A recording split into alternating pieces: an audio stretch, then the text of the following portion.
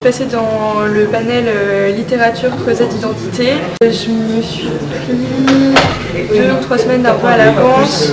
La plus grande difficulté, c'est de comprendre vraiment les consignes de Pecha Kucha et savoir quoi mettre, comment synthétiser, etc. Je ne connais pas trop comment il fallait amener une problématique et développer après. Donc moi, je choisis un autre angle. Je choisis plutôt faire la maïotique de mon sujet et expliquer comment il était né chez moi et comment j'avais décidé de le dépioter et comment il s'illustrait dans mes œuvres. Alors en ce qui me concerne, je suis passée pour le panel figure de l'écrivain. Tout comme Garance, j'ai pris bien 3 semaines à l'avance pour réaliser le travail. Et pour ma part, j'ai pu chercher à trouver en fait la problématique commune entre mon thème de mémoire et le thème du panel. C'est pour ça que je me suis penchée en fait sur une thématique que je n'aborderai que l'année prochaine dans mon mémoire, mais sur laquelle j'avais déjà travaillé de manière bibliographique notamment. Donc j'avais quand même de la matière pour en parler. Et donc après j'ai choisi aussi de rencontrer Madame Labbé 2 semaines avant le jour J. Pour lui présenter mon diaporama et faire une présentation en situation réelle, afin qu'elle me guide et savoir si c'est respecter bien les consignes finalement, parce que c'est vrai que les consignes de Pecha Kucha ne sont pas forcément tout à fait claires au départ quand on se lance. Donc il ne faut pas hésiter à solliciter aussi la professeure qui se charge de ce point.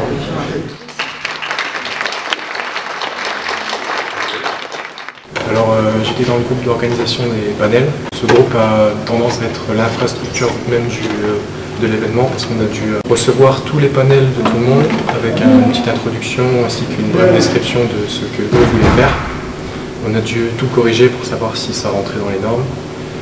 Ensuite on a dû créer le programme de la journée. L'idée de faire des formats Pecha Kucha où là la dernière séance c'était table ronde parce qu'ils étaient moins nombreux. Donc il y avait vraiment un effort de logistique et de coordination.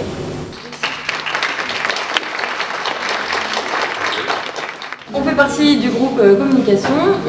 On a d'abord dû faire un dossier scientifique qui reprenait tous les éléments que les autres groupes mettaient en place pendant les cours de recherche collective. Donc il y avait les panels et leur contenu, les descriptions, voilà, le programme de manière très détaillée. L'apport à la formation. L'apport à la formation, ce qu'on pouvait apporter au laboratoire de l'amour, l'image qu'on pouvait refléter pour eux. Des petites présentations des professeurs qui introduisaient les panels pour les insérer dans le... C'est de la présentation et de la valorisation du projet en fait. Ouais, c'est ça. C'est une sorte de synthèse de tout l'événement, on va dire. Voilà. Pour pouvoir le présenter aux partenaires. Voilà, exactement, pour l'envoyer, pour obtenir des subventions et pour éventuellement le mettre en partie sur le blog et tout ça. Et dans un second temps, le groupe s'est chargé de l'organisation du buffet. Donc il a fallu déjà découvrir et suivre toutes les étapes d'une demande de prestation et de budget à l'université. Donc on a dû faire une expression de besoin, une demande de budget avec un détail de prestations. Ensuite ajuster les prestations en fonction du budget reçu, souvent au dernier moment puisque ça se fait vraiment le plus tard possible. Et donc ensuite s'occuper de la relation avec les prestataires et de l'organisation le jour J de ces prestations traiteurs. Cette année donc, on a travaillé avec le Crous parce que ce sont les partenaires officiels pour tout ce qui est pause café et Honoré Festif pour le buffet.